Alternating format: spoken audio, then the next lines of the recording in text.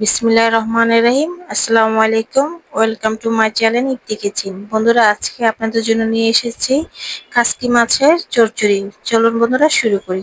প্রথমে একটি পাত্রতে আমি নিয়ে নিয়েছি কিছু পরিমাণ পেঁয়াজ, দিয়ে দিয়েছি আদা রসুন বাটা, দিয়ে দিয়েছি জিরা বাটা, মরিচের গুঁড়ো, হলুদের গুঁড়ো, পরিমাণ মতন লবণ, দিয়ে দিয়েছি কিছু কাঁচামরিচ কাটা। এখন দিয়ে দিব তেল, ভালো করে মেখে নিব হাতে।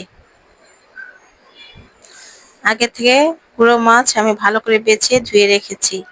এখন মাছগুলি মশলাতে দিয়ে ভালো করে মেখে নিব। মেখে নিয়েছি, এখন দিয়ে দেব পানি। এখন চুলাতে বসিয়ে দিয়েছি, ঢেকে দিব। কিছুক্ষণ পর সরাটা সরিয়ে এখন দিয়ে দিব স্পেশাল মশলা। গরম ভাতের সাথে এই গুঁড়ো মাছ দিয়ে খেতে ভারী মজা। বন্ধুরা, আপনারা বাসায় ট্রাই করে দেখবেন, খুবই মজার খাবার। ধনিয়া পাতা দিয়ে ভালো করে নেড়ে দিব। আমার রান্নাটা প্রায় শেষ।